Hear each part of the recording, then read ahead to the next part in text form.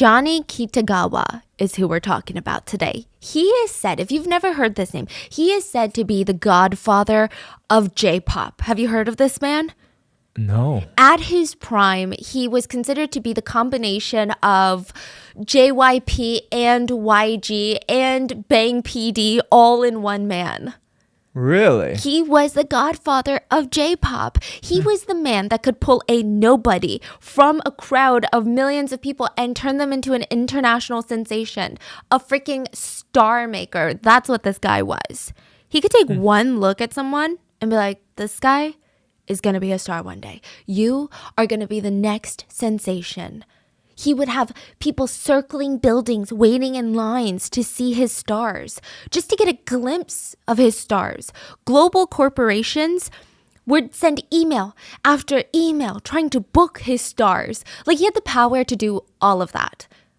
And if you were a guy, because he only accepts male stars, he's often credited as pioneering boy groups in Japan.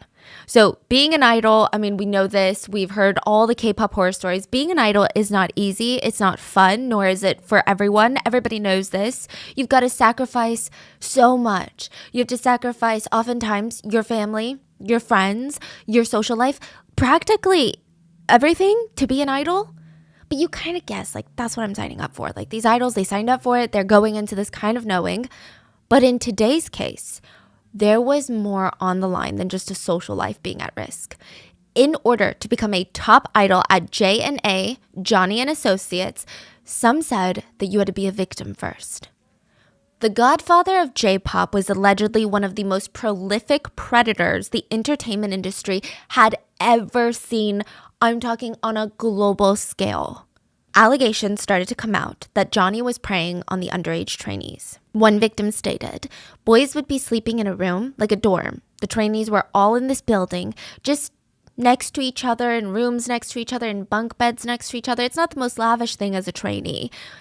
And you would hear Mr. Kitagawa coming into one of the beds of the boys, and you would just think to yourself, it's going to be my turn next. You would pretend to be asleep, but when Johnny finished with one boy, he would move on to the next. Then the next. So let's talk about the man that created the biggest boy group in Japan and how he got away with abusing them over and over again. As always, full show notes are available at rottenmangopodcast.com. Today's case is really unique in the sense that it's not necessarily breaking news, okay? But the story has been back in the headlines because of a documentary that recently came out. It's a BBC documentary. Came out in March. You can't even watch it outside of England right now without a VPN. So keep that in mind. And I'm telling you, this documentary is controversial for so many reasons. I mean, 25 million reasons.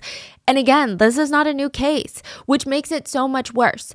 There have been allegations against Johnny Kitagawa since the 90s. Kitagawa even went to trial over these allegations and lost. He lost, but he never suffered any consequences. Wow. I actually saw a Reddit comment. I was on these Reddit forums talking about this because I also did consult a Japanese researcher for this. But they were saying how in Japan, most people think it's just rumors. A lot of people don't even know that the trial took place in Japan. Maybe, yeah. Is it because he has a lot of power? Oh, just you wait to see how much power this man has. Another comment that I saw that was startling was this man was commenting and he was saying, yeah, I've been following up on this documentary and my wife is Japanese. She was born and raised in Japan.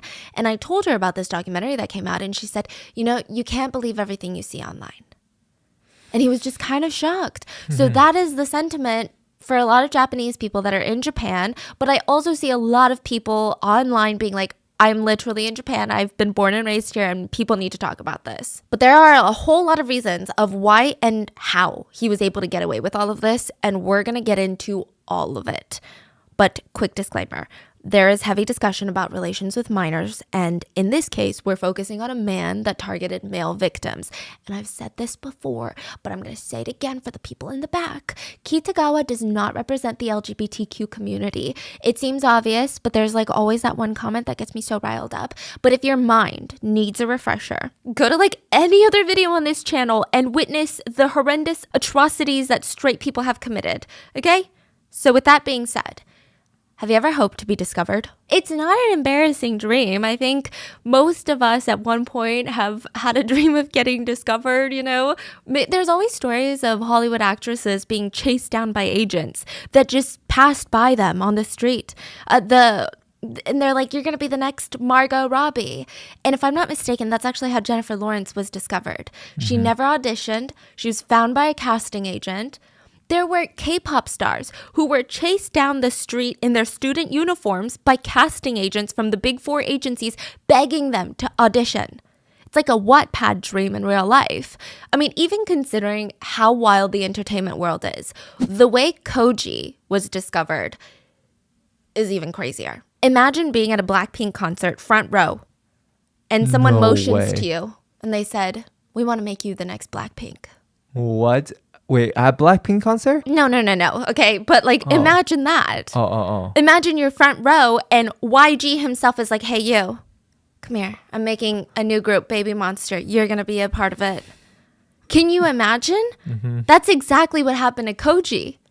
Koji is holding his breath. He's standing completely still. He can hear the hairs vibrating on his arms because the sound of these speakers is out of this world. He had elbowed his way all the way to the front from all these like teenage girls that are like, the Johnnies. Okay, the group that he's seeing are called the Johnnies. He had watched every single TV aired concert since their debut. He knew all of their dances to all of their songs. I mean, yeah, you could say that he was a fan of the Johnnies.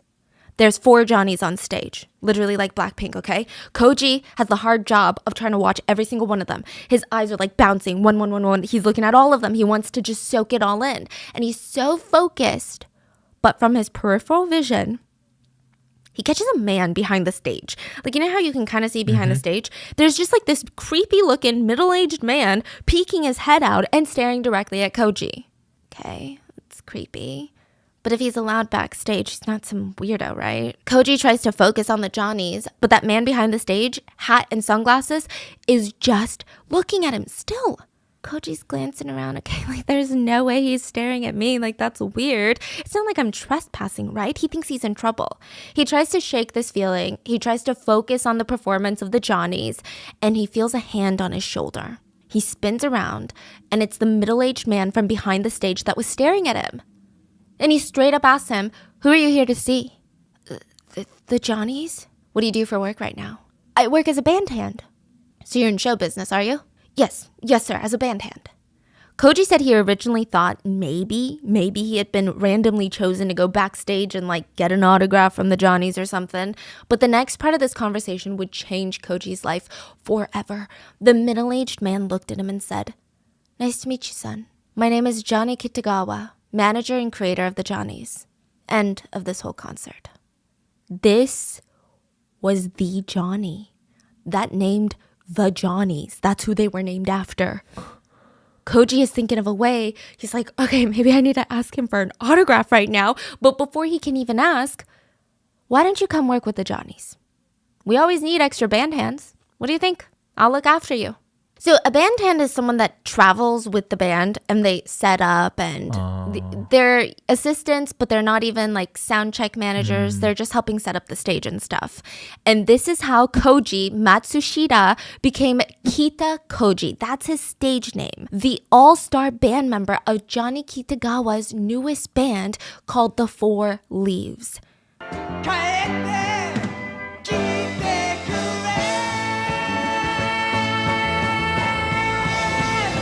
Koji would have everything that he dreamed of. Wait. So what happened? He became a...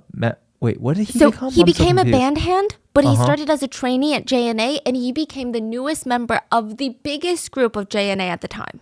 Oh, so he became also a celebrity, a star. an idol. He became an idol. Literally just discovered front row at a concert. Can you imagine? Wow. And this guy has no background like that. He grew up in a fishing village. Like, he has no money. He works at a factory. And now he's the one on stage dancing, singing in front of thousands of people. He was a literal star. But he was also Johnny's newest victim. Johnny Kitagawa was the CEO and founder of Johnny & Associates, Japan's biggest J-pop management company. So think YG, SM, JYP, Big Hit, or Hype. And he was also a prolific predator. He assaulted countless idol trainees for more than 50 years. Koji had no idea that he was making a deal with the devil. He wouldn't even know until it was too late. He had entered into the devil's den. That's how he describes it. And sure, he's training under this massive company and he would debut as one of the biggest boy bands. But behind all of that, there were these really, really dark things that were just going on behind the scenes. After Koji retired, he wrote a book on everything that happened to him. He dedicated a page to call it His Public Warning, a cry to all the other trainees and idols at J&A Agency. He detailed all of the assaults that he endured under the mentorship of what many consider a predator. And once this book comes out, the floodgates open. Allegation after allegation starts flooding out against the Godfather of J-Pop. One victim stated, "I wish I could forget what happened. I wish I could." He once visited me when I was at home with my parents. My parents put his air mattress in the same room as mine. That night, he placed my private parts in his mouth. You wouldn't believe it. My parents were sleeping in the next room. Another victim said, Mr. Johnny liked to yell from the bottom of his lungs to call someone. Usually it'd be like, "You, come here." And then you'd have to go to the dormitory restaurant, eat with him. And the next time he'd say to a boy, "You, get in bed." That was the one you really didn't want to hear. Another one stated, when I was lying in my bed, he suddenly burst into the dorms, and I was alone. There was no one else in the bed. He slid in beside me, and I thought he was holding something strange. He took it and rubbed it on my private parts. It was like a sticky lotion. Then he continued to assault me, like full essay. I was scared, so I didn't turn my head to look, and it just really hurt. It hurt really badly. And afterwards, he asked me, "Do you want something?" I said, I don't want anything. He said, "You definitely want something. I'm sure of it." I said, No. In the morning, I woke up and there was $500, which was placed next to my bed. Mr. Kitagawa also R-worded another trainee who lived in the same dorm, but he was known as the star maker. He could make an idol out of thin air. He could turn anybody into a star. He could make the world fall in love with you, but he would take your soul first. A lot of celebrities are accused of selling their souls for fame, making a deal with the devil. To many people, Johnny Kitagawa was the devil, but he didn't make any deals. He was so powerful, he could just take your soul if that's what he wanted, and there was nothing that you could do about it. So let's talk about J&A. It is often dubbed the boy band factory, and it is founded and run by Johnny Kitagawa.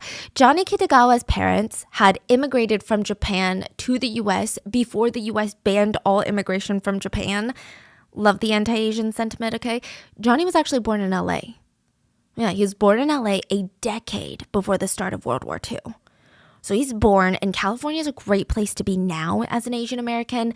Back then, it was not a good place to be. The US was so hostile against Japanese people, which just resulted in all Asians by extension, because nobody cared to recognize the difference, and nobody cared to recognize that Asia is made up of a lot of different countries.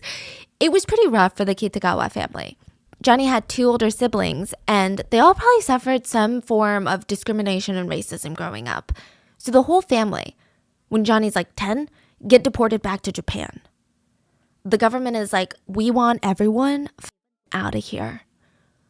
Yeah, this is 1 year before the US starts putting Japanese Americans into concentration camps. So they narrowly avoided this. But it doesn't seem like it gets better for Johnny in Japan. I'm not exactly sure how accurate this is, but there's not much that I could find on Johnny's childhood. Apparently, he narrowly avoided an air raid at one point in Japan. So the guy is just like going through a war, and this world war is heavily impacting him. When he's 16, war is over. The family moved back to LA, and LA is just not what you think it is today. It's not big, it's not diverse. It was still predominantly dominated by white people who had a lot of Asian hate left over from the war. Like, what's new? I get it. Like, people lost family members and friends in the war, but they took it out on their Asian neighbors who were also American-born citizens. So it's like, what's going on? Where's the common sense? It is not in this room. So Johnny spent most of his time in a place called Little Tokyo in LA. It's like a small area near downtown that's got a lot of Japanese shops, restaurants, grocery stores. And it's just a way for Johnny to shield himself from the hate. He freaking loved it in Little Tokyo. He would hang out there every single day. And he loved going to the theater. He loved watching movies. And he just had a thing for show business from the get-go. Like, he loved it. He starts translating for shows that are coming into town. So if there was like a Japanese singer that would come into Little Tokyo, he would offer to translate for free. Japanese singers would come and tour LA. He would be like, yes, on the front lines, like I can speak both languages fluently. And it was a pretty lucrative career path. Somehow this leads to him flying back to Tokyo and translating professionally for the US Embassy in Tokyo. We just know that he was translating until he was about 26 years old. That was like his main career. And he was bored out of his freaking mind. It is the US Embassy. He's a low security clearance translator. I'm sure most of the conversations that he's translating aren't even that juicy. They're not even privileged information between the two countries. It's just like this person lost their passport. And in Tokyo, he decides to coach a middle school baseball team. This is so random, but a lot of people are like, yikes, okay, maybe this is where it starts. Or at least that we know of, it's alleged. I don't know if he was good at baseball. I couldn't find anything in his childhood that indicated he was a baseball fanatic, that he played baseball, but he knew the rules of baseball. So I don't know. He just taught these middle schoolers how to play baseball. And even more random and confusing, these middle schoolers were pretty good at baseball. Like, it's so random. They started competing in baseball tournaments, and after each game, the boys would follow Johnny back to his apartment because these are middle schoolers. Johnny's middle-aged. They would follow him back, and they thought it was so cool that he was this full-fledged adult. He would have all of these imported snacks from the US that were very hard to get in other areas of Japan. It was just fascinating to these middle school boys. He had access to American movies that a lot of Japanese people weren't watching at the time. And Johnny's sister Mary, she's kind of pertinent to this story, but and also to the company later. Mary ran a bar near the US Army base in Tokyo. So Johnny would take the boys there, which again, imagine being a middle schooler being taken to a bar. Like, this is the coolest thing that could ever happen to you. Of course you're going to go. They would eat spaghetti, which also at the time, another rare food to find in Japan.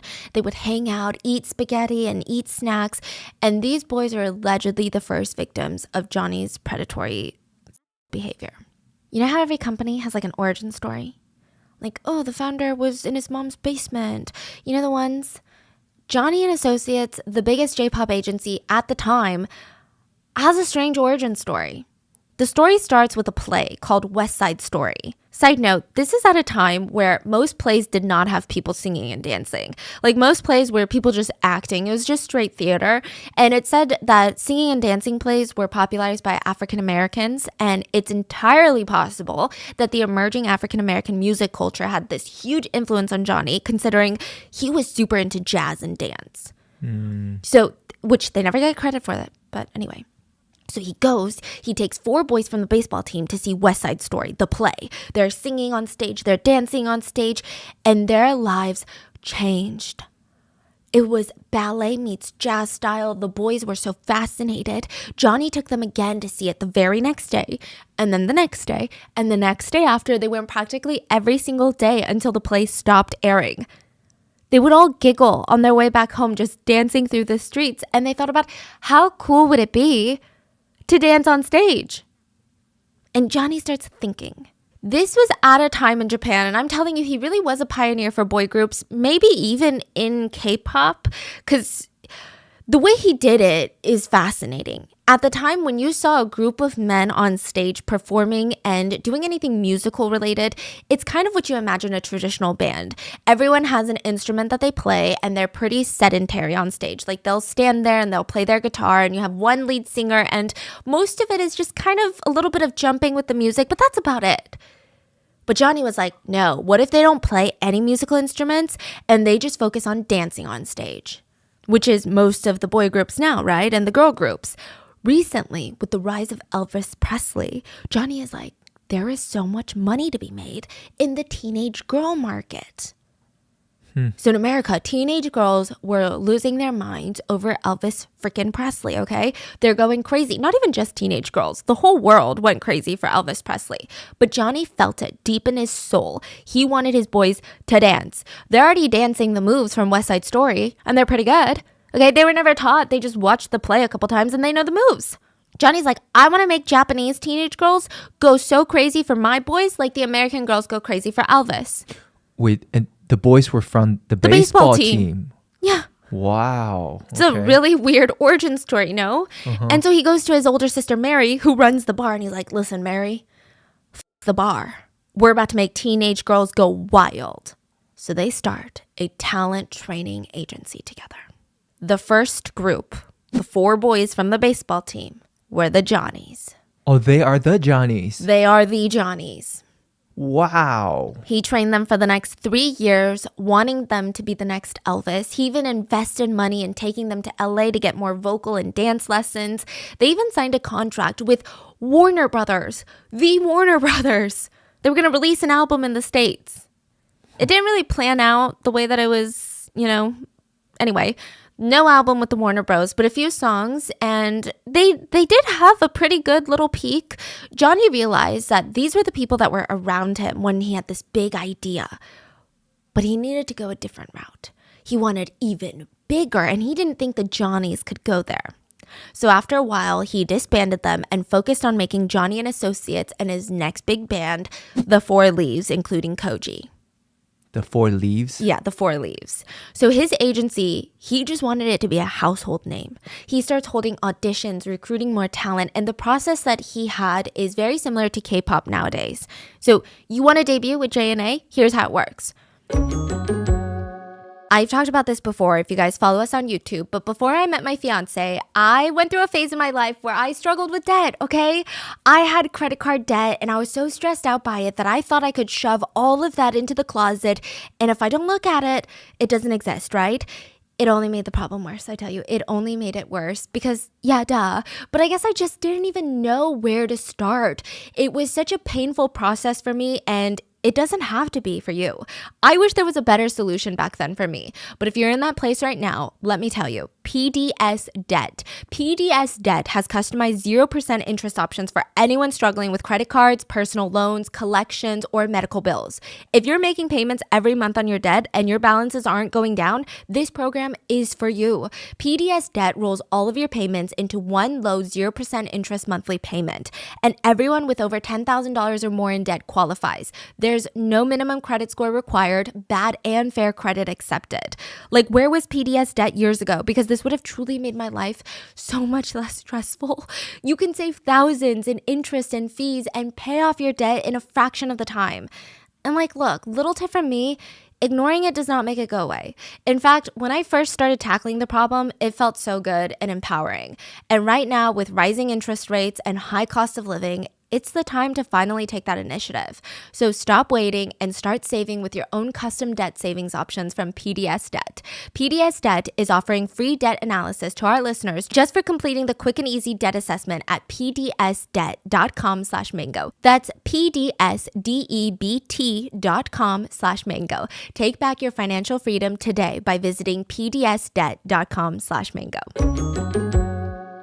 First of all, you got to be a boy. They only do boys. I don't know if that's changed, but yeah, they've only do boys. You have to send in an application. You have to attach a photo with your face and a full body shot because, that's what being an idol is all about. It's your visuals. JNA was known for only wanting pretty boys. That was kind of their aesthetic. And I mean, this part isn't that crazy. Like, even in K-pop, every agency kind of has an overall aesthetic that they go for, and you can see that in all of their trainees. But second, if your resume is approved, you're going to be called in for an audition. Most of the people at these auditions would be 12 to 15-year-old boys. Hundreds of them would be lined out the door. These are already the boys that pass the audition process or the resume process. Then they go in and they go in with these groups in front of a panel of judges and they do a dance, they do a song. And Johnny was on the panel at every audition. He was known for being very harsh and very decisive. He said that he could take one look at a face and figure out if they could be a star or not. That's it, just one glance. That's all it took. Sometimes out of 100 of boys, like 200 boys at audition, only 2 would become trainees. And not every trainee debuted. The rest were rejected. Then the next step would be training, and the ones that passed would be entered into J&A as trainees. They would have to move into the J&A dorms with other trainees, and they're not just trained in voice and dancing, which are the most important, but acting and PR training, media training, everything. It said that Johnny was very involved during this part of the process. He is so particular about his trainees. He would practically mentor over them for every little thing. The trainees were told, you are not allowed to have your own life. You're not allowed to have your own thoughts. You're not allowed to have your own social media. We control every aspect of your image. If you thought K-pop was bad, the way that Johnny ran, insane. He's basically telling them, you are a commodity of my business, so you don't get to have your own identity. You are whoever I say you are. If I say you like sweets and you're a sweet boy, you like sweets and you're a sweet boy. Everything they did, everything they said was so heavily monitored. It was really crazy. He would personally mentor each trainee and try to give them opportunities to work, as backup dancers, appear in TV or in magazines. But ultimately, that's just if he liked you. Every trainee would be forever stuck in this limbo period unless he made the decision that you could debut. Johnny was the only person that could make that decision to give these trainees an actual career. Keep this in mind. After debut, Johnny is way less involved, but the idols would shift into this very strict manager and PR world and enter the life of an idol. Johnny and Associates was basically a boy band factory. Again, this is when this stuff is so rare. Boy bands back then were instrumental. They were all about the instruments and the drums and the guitar. But now you're talking about a bunch of boys, teenage boys, that are just dancing on stage. This was a completely new concept back then. And it killed it. The business model was ingenious. Johnny was a genius marketer. He understood the average Japanese person and how consumerism worked. He knew that in order for teenage girls to be able to spend money on his boy groups, he needed to not only win the love of the teenage girls, but their parents. He's like, no mom is going to sit there and be like, yes, my daughter, please go crazy over this half-naked man on TV. So he wanted all of his boys to be wholesome, innocent, good examples, good role models, relatable, someone that even parents could get behind when they were interviewed. That's how he made his boy groups. And it worked. Soon enough, his boy groups were on the cover of every magazine, every single show, every single TV ad, every hour of every single day. They were in ads for things like real estate, like contact lenses. They were practically everywhere. Some of his artists even collaborated with big Western names like Bruno Mars. J&A was one of the biggest players in Japan's entertainment industry, not even their pop industry, just entertainment. They were releasing new groups left and right, and the only thing that they had was the ultimate power. Not just a little bit of power, not just a little bit of money, ultimate power. So, fun fact, Johnny did not let anyone use the idols' photos without explicit permission from him. The idols were not caught outside by paparazzi. The idols were not allowed to post on social media. Photos weren't allowed to be used in newspapers or in print or even online. Even J&A's own website didn't have pictures of their idols until 2011. Wait, why? He wanted full control of photos and how they get used. He would sue people if they used any of his idols' photos without explicit permission. When it came to music, Johnny owned the rights and masters to every single song that was ever created by any of the idols, ever. Johnny personally has control over the idols' image, their public image, public perception, and their literal image, like literal photos. If anyone wanted to use a song, they would have to get permission from Johnny himself. He controlled everything, which I know what you're thinking, that's freaking annoying. Why would anyone want to work with Johnny? The public loves Johnny's idols. So all of these newspapers, these magazines, these TV shows, they are begging for Johnny's permission because they will get views. They will get revenue because people will tune in as long as Johnny's idols are in their media. He could control basically every magazine, every newspaper, every TV station, everyone, because all of his boys were the it boys. And one of those boys was Koji. Koji has a really, really strong inspirational origin story. He grew up in a fishing village where everyone would scoff at him because, if you tell anyone from a small town that you want to be an idol one day, they're just going to laugh at you, okay? Koji's parents could barely afford food. They're like, you're going to be an idol? You can't even afford anything but rice right now. When it was really bad, his whole family gathered around a table of just rice and beans. And if you think about the way that a lot of Asians eat in general, it's a lot of like family sharing. So just to have rice and beans on the table, it's pretty dire financial situations. I think as a kid, Koji starts dreaming up all of these ways of making it big. He thought, you know what? I'm going to be an Olympian. That was his first dream. Olympic champion. His dream was to get a gold medal and represent Japan and make his parents proud. That was his ticket out of poverty. It's not a random dream. He actually was pretty good at gymnastics, but being an Olympian is very, very expensive. He did not have the proper gym, trainers, coaches. He's good, but there's no way he's going to go up against the best of the best athletes with world-class training behind them. He just had to come to terms with it. It's really hard to be an Olympian when you're broke. And life is very unforgiving. So by the time that he's 15, he ends up dropping out of high school and he's trying to support his parents. This is where his dreams of becoming an idol start. He grows up very fast. He tries taking all these odd jobs in the fishing village, but he decides, I need to go to Osaka, get into a factory, and send money back home because I'm not making good income. This is where he gets exposed to the idol world. It's a bit random, but a lot of these factories, the workers would live in dorms and they would have this little common room with a TV and you could eat like ramen and stuff. He and his roommate were the two teenagers. That's it. Everyone else was like middle-aged men working in this factory. And I guess they felt bad for the two teenage boys. So every time the two teenage boys came in, the TV, at the time they only had like 10 channels and they watched the news. So they'd be like, oh, poor kids. Okay, let's turn on, I don't know, what do young people like? And they would turn on a random show and it would always be idols dancing and singing. And Koji would get so into it. He would literally drop everything, go directly in front of the TV and dance along. And these old men would just be watching and clapping and they would try to dance along too. It was like really cute, okay? But Koji was the Johnny's biggest freaking fan, okay? This is before they were disbanded and they were Johnny's only boy band at the time. Which, side note, Johnny's is now used to refer to any of Johnny Kitagawa's idols. Okay. So you're like a junior Johnny if you're a trainee at JNA. And then you could be like, oh, that's a Johnny. It's just a term for they work for JNA. Anyway, Koji freaking loved it. It was the highlight of his day. Koji would go to sleep at night dreaming of his life if he were an idol.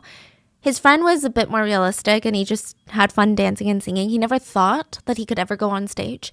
So Koji slowly transitions from working at this iron factory to being a band hand. Someone that travels with the band, helps them set up, like an assist, right?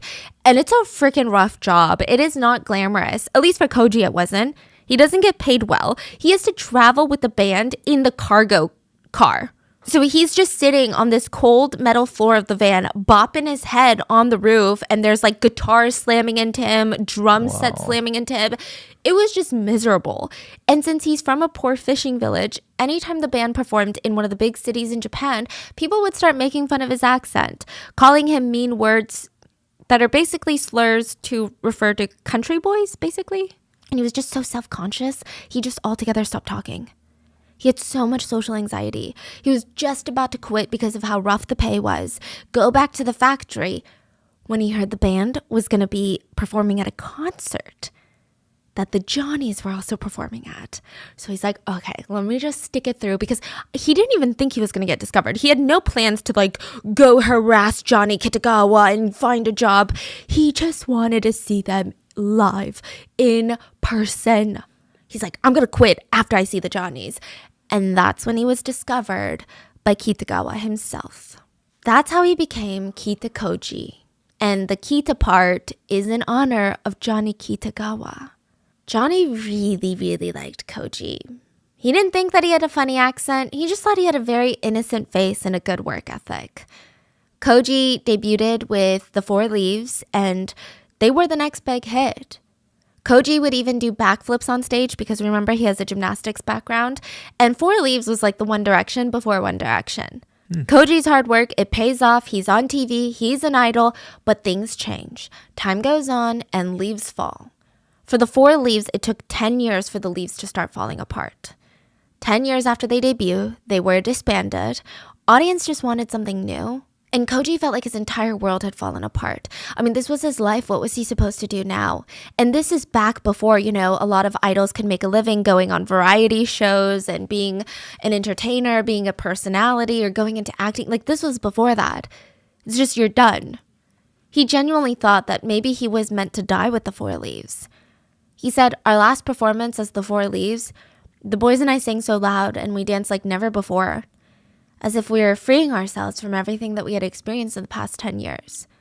Fans were yelling at us, don't quit. But they were yelling for people who don't exist. It was all a facade.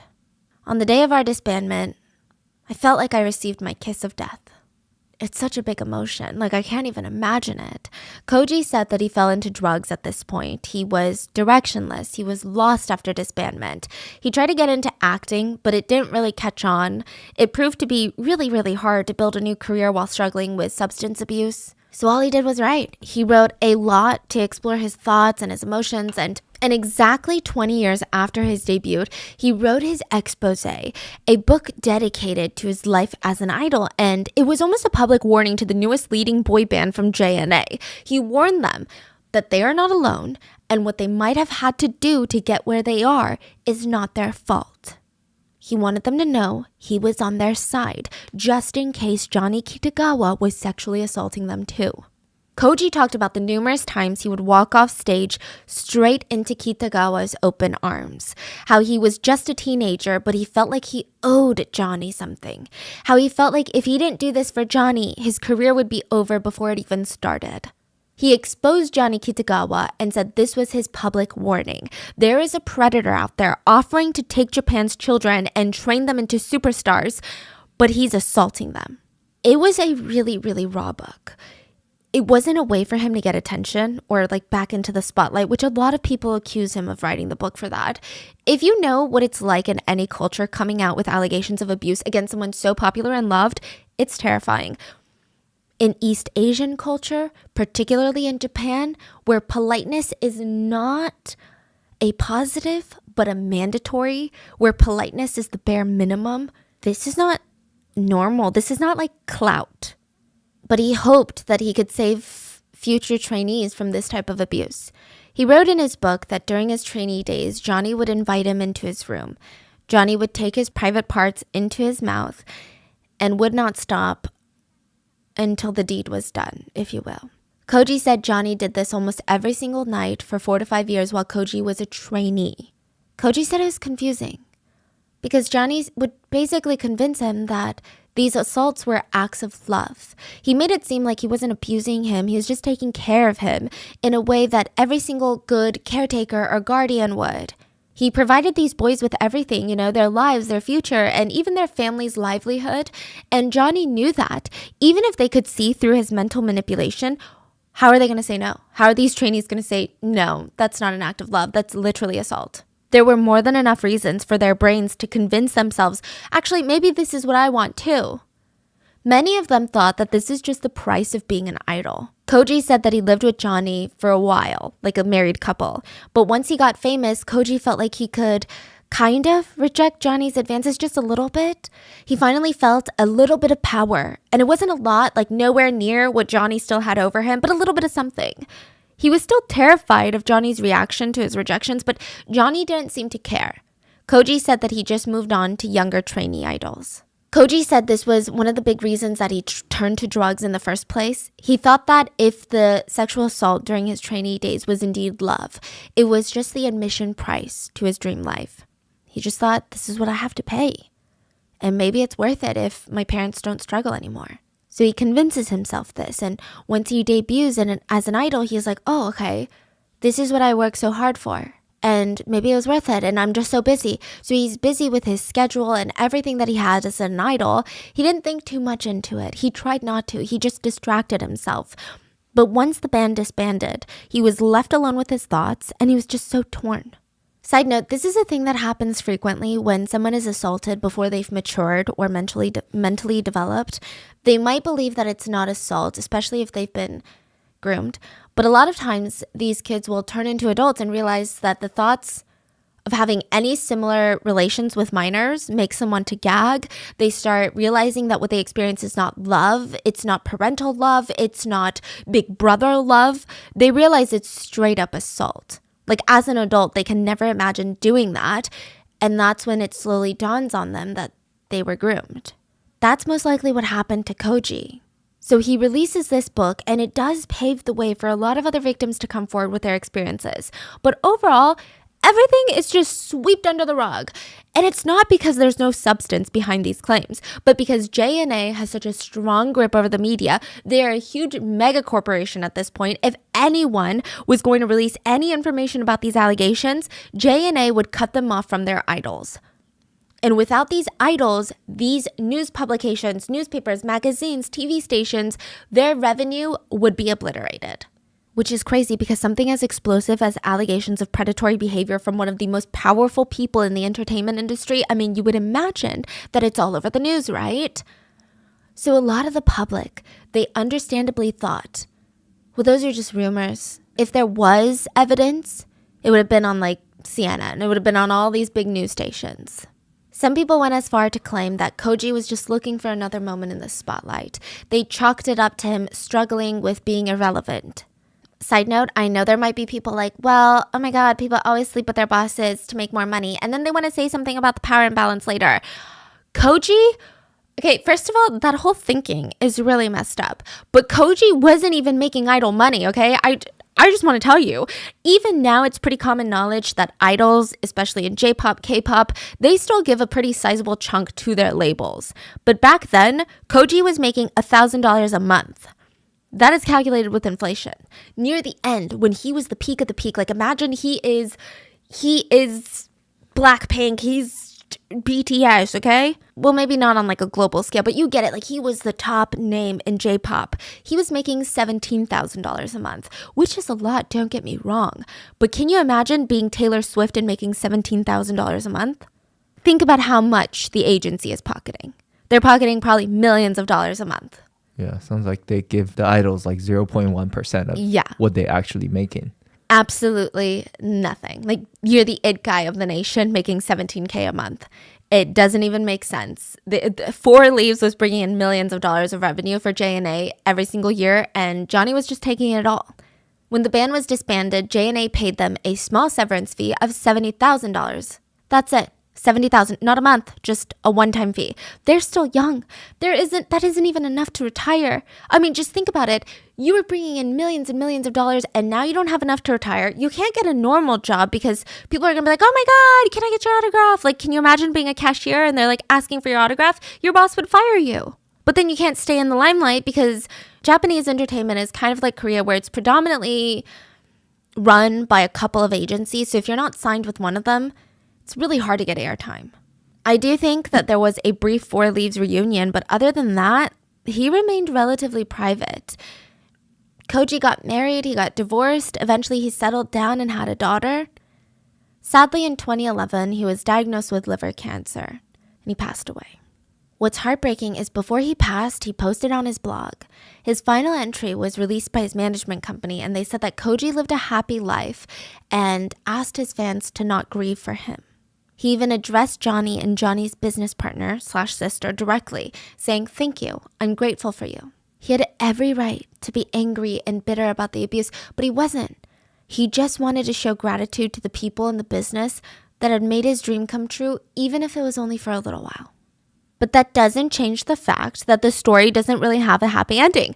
After Koji, many more boys become Johnny's prey. The next book to come out was written by Ryo Natakani. Natakani was one of the original members of the very first band. He was part of the Johnnies. He was one of the baseball boys. He had known Johnny since his middle school days, since his baseball team days, and he alleged Johnny was sexual with all of them while he was coaching baseball. He said some of their middle school baseball teammates were as young as 11 years old when the assault started. Natakani alleged that at least for him, Johnny would invite them to his apartment, and it was the first time that Johnny and Natakani were alone, And Johnny said that, just like be comfortable. Natakani did not have anything to worry about, or at least he didn't think so. He trusted Johnny like an older brother. But that's when the sexual advances started. Johnny started touching him through his pants, eventually undressed him, and it was weird because he made it seem like it was completely natural and completely normal. He would say things like, "Oh, if you do this, this feels good." And he just kept going until Natakani had finished. Natakani had no idea what the hell was going on. I mean, he's still so young. This was the first few years of being a teenager, and this is back in the 50s, where I don't know if they even had sex ed. They had no means of figuring it out. There was really no readily accessible internet where these young kids could realize what was going on. So he thought, okay, well, maybe this is how people hang out. He went back to some of his baseball teammates and they said, the same thing happened to me too. Once they realized that Johnny had done this to all four of them, they thought, oh, well, then for sure this is just a normal thing. Because it happened to all of us. I mean, it does feel strange, but maybe we're just young. Natakani said he didn't realize he was a victim of SA until he was much, much older. He said, at the time, I didn't know how important sexual behaviors were, so I didn't really feel violated. Then when I got older, I realized how different my first experiences of sex were from other people's, and that kind of came as a huge shock to me. I'm like, what do you mean your baseball teacher didn't do that to you? After Natakani grew up and the Johnnies were no longer playing, he fell into drugs to help him cope with all these realizations. And so now Koji and Natakani, two of the biggest names to come out of JNA at the time, they're coming out with these allegations. More and more boys start coming out. And side note, a lot of these boys chose to stay anonymous, keep that in mind. But one of them said, Mr. Johnny would call me. He would invite me to the dormitory to have dinner. And then he'd say, why don't you go to sleep? When I went to bed, he would come into my room and he would get into my bed. He touched my genitals and he put them in his mouth. Then he would apply something slimy and start the penetrations. In the BBC documentary, a trainee named Junya said that he started training with JNA when he was just 16 years old. He trained for 6 years, but he never debuted. The BBC journalist asked him about his experience, and he said, Johnny's main job was scouting and developing talent. Johnny always came to my lessons, rehearsals, and the shows. He always came. He would always invite us to dinner and to the movies or for a drive. Johnny definitely was someone with certain habits. He definitely had an overly affectionate way with children. From my experience, there was only one boy who didn't like it and ran away. The reporter asked, what does that refer to, like he was affectionate with children?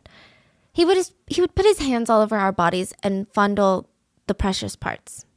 The boys were elementary or middle school aged. Most of them had no sexual experience. The former trainee said, we would even joke today that our first sexual experience was with Johnny.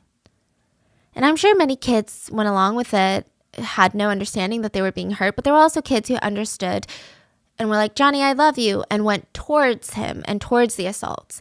In fact, my impression is that kids were fighting for Johnny's attention. So another huge thing to note, there is an obvious power imbalance here. A, the boys are brainwashed into thinking that what Johnny was doing was love and was completely normal. B, Johnny literally held their entire future in their hands. He could ruin their dreams with the snap of a finger. Also, if these boys didn't know that what Johnny was doing was wrong, they'd probably consider it the price of admission into being an idol. The reporter asked, so you wouldn't consider that a boundary was overstepped?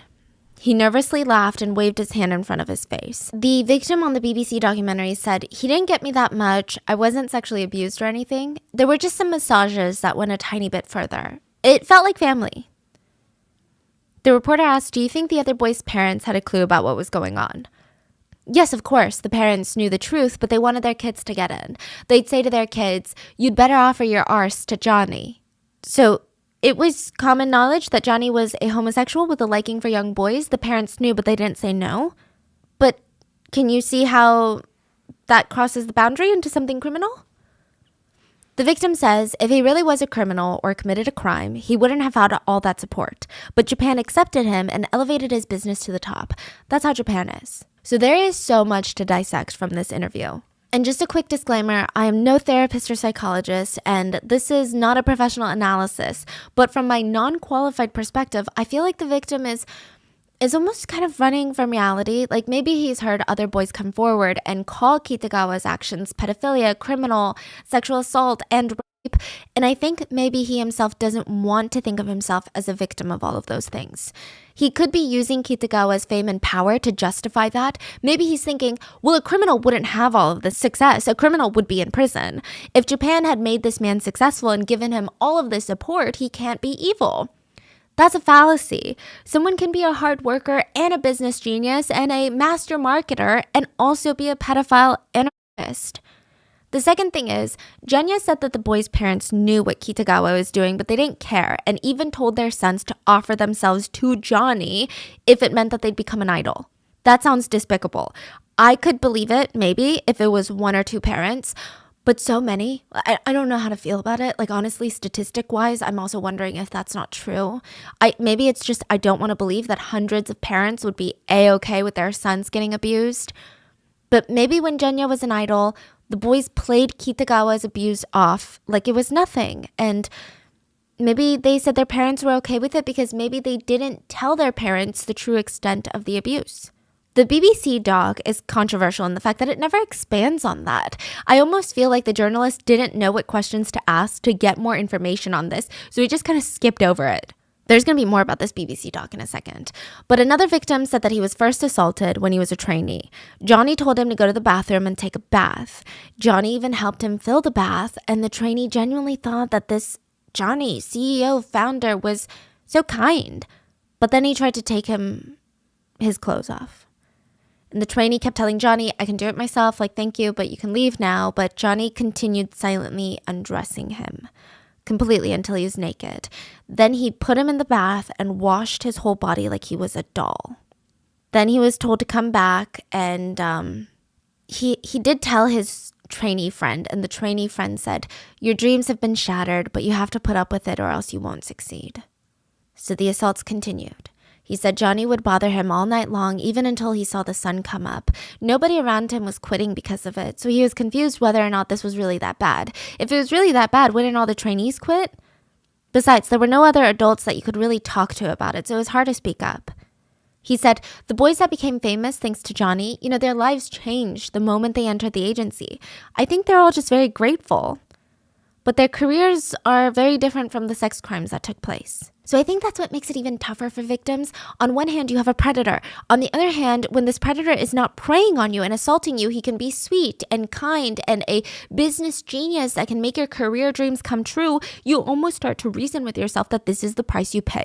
One victim states that they were assaulted by Johnny, but said this, to put it simply, I don't dislike Johnny. In fact, I really like him. Even now, I love him. Johnny was really a wonderful person, and I owe him a lot. I still think that we are treated with a lot of love, which is why I can smile and talk about what happened now. A lot of the victims even talk about wanting more attention from Johnny and almost fighting over him because it was a status symbol to be favored by Johnny. It meant something for your career. One trainee said, and I think that this shows how complicated it is, this reminds me of the JMS cult situation, where girls would feel honored to be chosen as the Lord's bride, but on the other hand, they felt absolutely disgusted by what was being done to them because they were essentially being R-worded by a predator, but in their heads, they're like, I am the Lord's bride. It just became this exhausting internal mental battle that they should have never been forced to fight in the first place. The victim said, regarding Johnny's sexual harassment allegations, if I'm honest, I don't really think it was that bad. It's true that those things are something that really happened in the dorms. I just don't think that his motives for doing what he did was that bad. No one really dug deep into it. Everyone knew that it was just something that you have to go through as part of JNA, but nobody really cared too much about it. At the time, there were rumors that if you accepted Johnny's advances, you would be famous. So I don't think you can blame either side. To be honest, my dream was to be famous, so I think I would have just accepted it. Yeah, I think if it happened to me, I would have just accepted it. Wow. Again, Wow. I am nowhere near qualified enough to begin unpacking this, but let's listen to someone who is. The BBC doc did interview Nabuki, a therapist who specializes in helping male survivors of sexual abuse. He gave off really calming vibes, and he just had this aura that was very, very peaceful. He said, It can be self-protection in some ways to deny that it was abuse. In order to survive, you don't want to fight the abuse. So rather than the painful, traumatic sexual abuse trauma, why not make it more fun and loving in your memory? And often abusers, they will use this very natural thing to their advantage. It's also very natural for our bodies to feel pleasure, even if we don't want it. And often abusers will even tell them, look, your body, it's physically reacting, so you must be enjoying it, which in the long term is going to affect with your mental perception of this abuse. That's what makes it so complicated and confusing. And Japan has, what he says, a culture of shame. If something's your personal problem, you don't talk about it because it brings a burden to the people that you're talking to about. Yes, that's so... It's kind of a Korean thing as well. So any problem that you bring up to a group of people, you are now burdening them with this problem, because if they didn't know this problem existed, they would not be in a pickle where they have to think, what do we do now? Sexual abuse makes it even harder in Japan, and especially harder for male sexual abuse victims. Side note, we're going to get into it, but another trainee kind of confirmed this mental manipulation that Johnny used, and they stated, we would go to Johnny's house. His house was like Disneyland. And it's not like I was sexually harassed every single time. Besides, I came to understand if I accepted his actions, I would gradually be appointed to better positions during TV recordings and magazine shoots. There was another trainee who rejected him, and he was always put at the edge of the stage where no one could see him. After all, I was just happy to see my band was doing well and that my bandmates were doing well too. So I thought that my actions possibly getting in the way of upsetting our band or making the band worse, or even disappointing the fans, I just didn't want to do anything that would cause problems. Wow. So he's thinking that if he reject him, his bandmates will suffer and fans will suffer. Because they wouldn't be featured anymore, and they'd be like, why aren't you not putting out new music? Some people recommended that I go to the police at the time, but I was going to Kitagawa's place on my own accord. It's not like he forced me, and I didn't feel like I was hurt in any way, so I couldn't see myself as a victim. I think a lot of other former trainees also felt the same way. But essay is still essay, and allegations against someone Johnny's size should have been explosive, right? There were a ton of allegations coming out left, right, and center, one after the other, most of them including very moving, very detailed, specific statements from victims. So why was this not international news? Why is Johnny Kitagawa not talked about the same way that we now talk about Harvey Weinstein, R. Kelly, all these people? Why is he so beloved by so many? And from just these victim statements alone, we can conclude that there's probably more victims that have not come forward. So why haven't they, even anonymously? There are a lot of things that go into this. For one, these are male victims of sexual trauma. These boys, so far, all became victims in the 80s or 90s. It's really difficult for male victims to come out today, but imagine how much harder it was 30, 40 years ago. The Japanese public, and really around the world, do not think that men can be victims of sexual crime. Rape is something that happens to women, and even then, nobody cares. Japan didn't even legally qualify men as rape victims. Japan's law up until 2017, 17, did not recognize that men could be victims of sexual violence. The age of consent also in Japan, to this day, is 13. 13. Do you know what that means? That means if a person convinces a 13-year-old to have sex with them, no matter the age or power dynamic, that person cannot be held legally responsible because the 13-year-old was not tied down. Basically, sexual assault and exploitation of men isn't just taboo, it is invisible. The boys who came out only got judged. People would say, what do you mean you got raped? You're a man. That's like saying, what do you mean your wallet got stolen? You're 5'7". How does that even correlate? It doesn't even correlate. The victims who did come out on the record, meaning with their face and their names attached to the story, they had trouble existing in society afterwards. Not only did they have to deal with their trauma, but it was hard finding jobs who would hire them because a lot of East Asian cultures don't like troublemakers, don't like outspoken people. Because people who accuse other people of sexual assault, quote, rock the boat. And East Asia is known for not liking people who rock the boat and make waves. Japan also has huge politeness culture, and being impolite isn't just annoying or rude, it's socially unacceptable. And it's a big belief that to inconvenience others should be avoided at all costs. Accusing someone of sexual assault is inconveniencing people. It makes people uncomfortable hearing about the story, which is also rude, and most people shy away from discussing topics like this. So this type of environment discourages victims from calling out their abusers, especially if they're people of power. Just the act of throwing out allegations burdens the workers, and if the police were to investigate or if the company were to go under because of that, it would burden the employees and the idols, and it's just, you are a bad person. Considering all of this, I really do admire the people who have come out. There are so many obstacles, but they were brave enough to stand up. They put themselves through all of this in hopes to save future trainees. But still, I would imagine that there would be some mainstream media outlets because, I get it. Media is controlled by people with money and power, but sometimes things get too big and you can't not cover it. Nope. The only newspaper was a local newspaper called the Shukan Banshan that was covering it, and they were the only ones that had no fear of going up against JNA. A few sources online refer to Banshan as a tabloid, but others say that they're a highly regarded source for investigative journalism. And I am inclined to believe the latter because Banshan actually went up against the Japanese government at one point, and that was a whole scandal for them. But they start picking up stories from Kitagawa's victims. They publish a few allegations, 9 to be exact, because this is important, because all 9 allegations are going to be taken to court. 1. If the boys refused the advances, Mr. Kitagawa would place them in a bad position on stage, out of the limelight, or they would not appear on television altogether. 2. Mr. Kitagawa let the minors drink alcohol and smoke on a daily basis in the dorms. 3. When his underage pop group Junior 4 were taken under custody for shoplifting, JNA conspired with affiliated TV networks to put a lid on the story and keep it from being reported. This also happened with other similar incidents. 4. JNA and the particular office managers singled out members of the Four Leaves pop group for abuse and mistreatment. 5. Adult talent who had previously worked for JNA were treated coldly for long periods of time. 6. The underage boys were given such busy schedules they weren't able to attend school. 7. The talent employed by JNA were routinely not paid money owed to them. 8. JNA-affiliated fan clubs were managed in such a way that they ignored the fans. And 9. The mass media is scared of JNA, only prints flattering things about them. They published 14 articles about JNA, and the journalists were able to find 12 boys who gave victim statements. One of them was only 12 years old. This time, the case blew up. Banshan basically alleged the top entertainment conglomerate of being rotten and being led by a pedophile. Of course, there's going to be a reaction. Kitagawa read the article, so did everyone else at JNA. This wasn't some ex-idol that came out, and this was an article that a reputable news outlet had published. This could bring down their entire company. So Kitagawa sued them. JNA sued Banshan for libel, which basically means they sued Banshan on the grounds that their article was full of lies, made them lose out on profit, and caused damage to the company off of falsehoods. Banshan fired back that their article was not full of lies, and that they were going to stand by the journalists that wrote the articles. They went to court.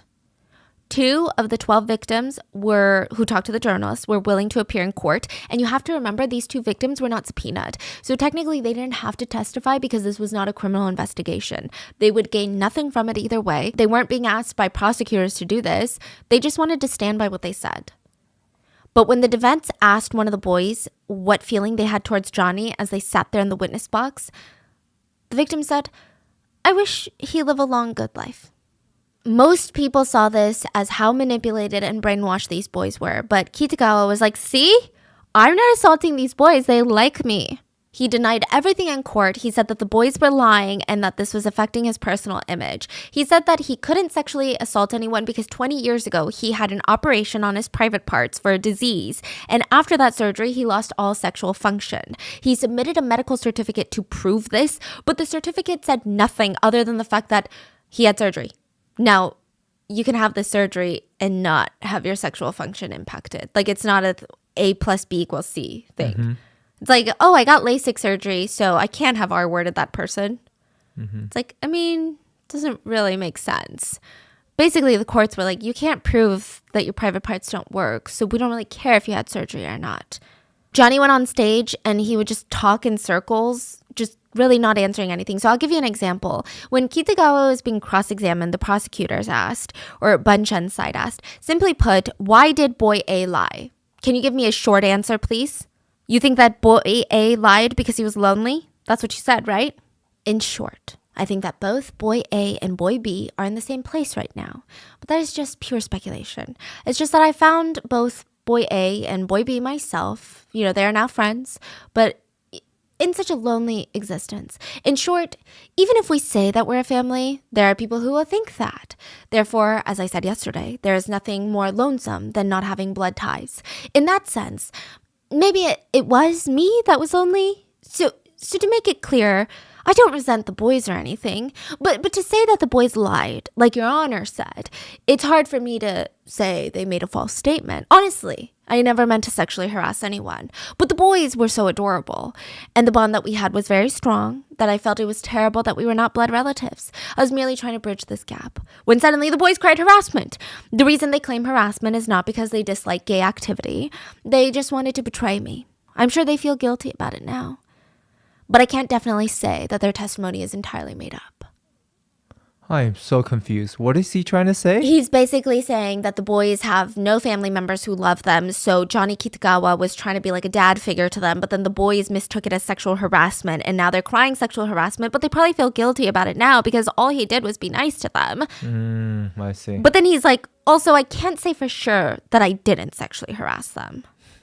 Basically these boys are troubled and crying abuse because they're lonely. And it also was not a short answer, okay? Does that sound like a short answer? Does that also not sound like an admission of guilt to you guys? The court did not agree. They sided with Johnny Kitagawa and ordered Bunchen to pay $70,000 in damages adjusted for inflation. No. Bunchen again refused. They appealed to the Japanese High Court, and this time the High Court ruled in favor of Bunchen. So they won, which adds more weight to the allegations. But this libel case never led to a criminal one. JNA tried to appeal this decision, but they were rejected. So now there was some attention, and briefly politicians were asked, what are you going to do about this case? The politicians stated that Johnny could not be charged as a criminal because the age of consent is 13. Most of these boys were older than 13. Another thing is that boys could not be R-worded in Japan until 2017. And Johnny was not their parent or guardian, so he couldn't even be classified as child abuse. Wow. There was really no law that they could charge him on. So everything just worked out in his favor. Yeah. Do you see all the loopholes that really work for a predator? I mean, these aren't even small cracks. They're giant cracks in the system. It's not even, wow, this really obscure loophole that nobody would have ever known. What's going on? Who are we really protecting here? So fine, but what about a full-fledged cancellation? Cancel this guy's career, right? I'm not sure that happened either. The journalist who covered the libel case said, in Japan, love affairs or sexual relations between men, it's like people don't want to talk about it. People don't believe it. When he and other reporters tried to cover the libel case, they were pressured into not saying anything. The reporter said, I was treated as a dangerous person who did some sort of shady reporting. When we went to print, I was harassed. TV newspapers, publishers are profiting from JNA, so they tried to stomp out this story. In the BBC doc, this same journalist gave an interview and said, I have been in despair for 23 years. Reporters Without Borders ranked Japan number 68 out of 180 countries for press freedom, which classifies it as having a problematic situation. Wait, one more time, 68? Number 68. Out of 180 being North Korea. Norway and Ireland take the spot of number 1 and number 2, meaning they have the most freedom of press. Because, every country, we're Democrats. It's a democratic system. We've got freedom of press. No, we don't. The Japanese government and businesses routinely apply pressure on the management of mainstream media, so it's self-censorship. It might not be government-controlled censorship like you would imagine in more communist areas, but it's self-censorship. It's practically the same thing. It's pretty bad. It's basically don't bite the hand that feeds you. And they knew that Johnny likes to play games. Kitagawa wouldn't even let his boys appear on just anybody's shows. He had rules. So if you were this huge TV network that needed their idols to come onto your TV station so that you can make money and views off of your ads, you can't just ask for the biggest star. Johnny would make deals with you. I will give you the biggest star if you feature our new group 3 times in prime slots. That's the only way. Take it or leave it. You are also not allowed to promote any idols from rival agencies or publish anything negative about us. Or else this stops. If they did, Kitagawa would refuse to allow any JNI idol on their programs and they would lose both audience reach and advertising dollars.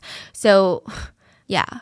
A lot of the times these big TV shows would run these variety shows or like random network shows, and they don't need an idol, but you would just see a rookie JNA idol just there. Basically just to get airtime, but like genuinely not giving input. Like, why are you there?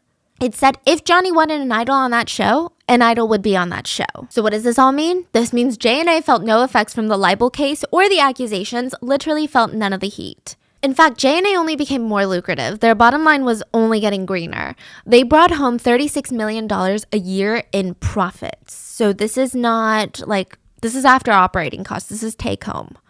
Johnny held the world record for the most number one artists, number one singles, and the most concerts produced by a single individual at the time.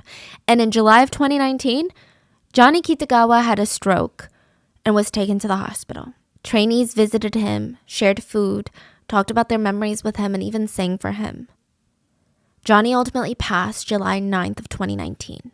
Japan held a 2-day memorial concert in his honor. Over 88,000 people were in attendance. Hashtag Thank You Mr. Johnny was trending on Twitter immediately after his death. Over 150 JNA idols performed at the memorial concert. The Prime Minister of Japan sent a condolence letter. An idol from JNA said, Johnny-san taught me the wonderful things about entertainment. I still can't sort out my feelings, and Johnny-san would surely scold me if he saw me crying on TV. Fans who attended the memorial said, Mr. Kitagawa had trained so many idols over the years and left behind such achievements in the Japanese entertainment industry. I wish to offer my sincere prayers for him. My life has become this happy because of Johnny's idols. I have come here today to thank him. I think Johnny-san made his entertainment with love, so I want this practice to be passed on to the next generation. An idol from JNA even wrote a song as a tribute for Johnny's death, and I'll play a clip. The title is literally called Johnny, and some of the lyrics say things like, didn't know you would change my world, as a lover that would take your time. Am I good enough to take your heart and give my love? Will you go? Will you stay? Yes, I'm forever your lover, never leave you alone.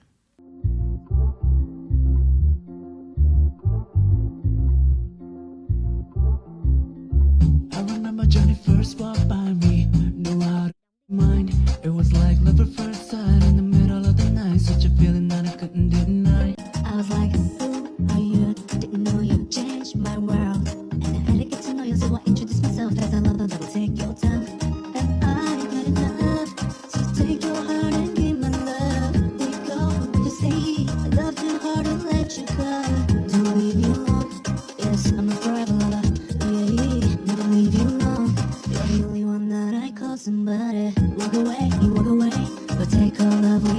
Again, we can't be sure that this idol wasn't just using a song he already had and titling it Johnny and paying tribute because of his death, but a lot of people outside the situation saw it as a very heartbreaking love story for a potential victim. I don't know if he is. I'm just reporting what I read online. That's how a lot of people felt. Speaking of, even after Johnny's death, a lot of idols that stated they were abused by Johnny still expressed condolences and grief for his passing. They showed gratitude for what he had done with their lives. I mean, this has got to be the most complicated feeling that someone can feel. I think, again, like in the Japanese culture, at the end of the day, someone has passed. So one big thing that exists in, I don't want to just say Japanese culture because I can see a lot of it in Korean culture as well, being a Korean American, but there is a really big thing of like, let's just not speak ill of the dead. You know, he already died. Why bring it up? But it's kind of confusing because the victims are not dead. Like, you can't just bury everything, all the bad things someone has done just because they passed and then just try to remember them in a good light. After Kitagawa's death, the control of JNA was passed down to his niece. So her mother, Mary, is Kitagawa's sister and co-founder of JNA. She was in her late 80s, so she couldn't take over, so her daughter did. Her name is Julie Fujishima. She has been working for JNA for 15 years. And in response to the resurgence of the allegations with the BBC doc, she said, since the death of our former representative in 2019, we are working to establish highly transparent organizational structures, adapting to the times in compliance with laws, regulations, and strengthened governance with impartial experts. Every major news outlet covered Kitagawa's death, but almost none of them talked about his allegations. Journalists who were covering the memorial concert said, I was one of the people who assumed that when Kitagawa died, the dam would finally break. I assumed that there would be a flood of revelations now that he no longer had his hold over the media. When I asked about the lack of conversation, I was told the Japanese don't like to speak ill of the dead. I find that a very unconvincing response. This wasn't somebody's grandfather. This was a very powerful person and somebody who is also a public figure. I think the media hid behind that excuse, that cultural taboo, because it was uncomfortable in many ways. They refused to say what everybody knew. Another thing, I see a lot of commentators online and a lot of them are stans of idols. And look, that is not a group that I want to mess with. But I just want to say, I don't think anyone wants anything to harm JNA's idols. No one wants to boycott JNA. No one wants to take down JNA. No one wants to take down the company and then the idols are left with nothing. Nobody wants that. I think more now, especially the fact that Johnny Kitagawa has since passed, I think people just want to understand the full extent of what happened so that the victims maybe can get closure, can get some sort of even payout, because I don't think money solves anything, but they were already, like, think about it. You don't think it could solve a little bit of something, at least, even symbolically? And to also learn how to prevent this from happening to the next generation, like, I think that's just what people want. I don't think people want JNA to go down. I don't even think they wanted JNA to go down when Johnny was around. I mean, maybe he would step down and someone else would run it, even if it was his niece. No one wanted. No one's sitting here like, take down the idols. No one's doing that. It's literally protect idols and future idols. But it's been a bit of a mess. Even the BBC documentary is super controversial. I do think that they would have highly benefited from having a Japanese reporter, someone that knows the cultural significance of everything, someone who could relate to the pressures that the victims faced. The interviews felt very journalist-led instead of participant-led. And the journalist didn't feel as understanding as I thought that he could have been. The tone that the reporter had throughout was, at least to me, felt very, I don't understand why this is happening, so therefore this shouldn't be happening in this world. When it should have been, I don't understand why this is happening, so please help us see whatever I'm not seeing. Help me see a cultural difference. Maybe that's it. Like, help me understand. Yeah, it's a lot more complex than you make it. Yeah, it's a lot more yeah. complex than like, well, we don't hate Johnny, and some of us actually wanted Johnny's attention. And the reporter is just like, that doesn't make sense. But it's like, no, but it's really complicated. Okay, like so complicated. There's just so much. The documentary has also gotten a bit of pushback because it feels like trauma tourism. Like, oh, look what's going on in this country. That's not ours, guys. They're crazy over there. Don't you feel better about being here? Kind of felt like that without bringing in the cultural aspect. It just felt very, it feels like when people are like the dark sides of K-pop, but they do it in a way that feels very much like, good thing we don't have that in Hollywood. When it's like, yeah, you do. You freaking do. But on the bright side, the documentary did spark a lot of international conversation, though I don't think that you can even view this documentary in Japan. And actually, a lot of Japanese netizens were not happy with this documentary. They commented, it's a story of the past, so why bring it up now? And I saw another comment that said, this is very rude towards the dead. Nakamura, the journalist who covered the initial libel case, the one that he said was mourning for 23 years, responded to that comment and said, then what are you going to do when your human rights are threatened? Someone else clapped back. Considering the mental pain of Johnny's talents, it's difficult for fans to know how to react correctly. I want to know the truth, but if the fans make too much noise, it'll have a negative impact on the activities of the talents who are just doing their best. Which I get it, but again, no one is going after the idols. But still, to not talk about it is not a great option either. So it's hard to know where to go from here. Some netizens compare Kitagawa to other famous pedophiles like R. Kelly and Jeffrey Epstein. But I mean, I can see the comparison since they all targeted younger people, but I don't know. For them, even after death, because Epstein is dead, their reputations are completely ruined, rightfully so. They've been at least criminally and publicly canceled. Kitagawa's case is a bit different. He's still considered a legend in J-pop, and I can't imagine being one of the victims and seeing this guy still be considered the ultimate legend. What are your thoughts? I see some netizens arguing that art and personal life should be separate, but that's kind of confusing because no one actually holds actual idols to that standard. I I mean, idols get canceled for literally anything, like gaining 2 pounds and they'll get canceled. So why are these big men in positions of power held differently? I don't know. What are your thoughts? Please just stay safe out there. And I will see you guys on Sunday for the mini-sode.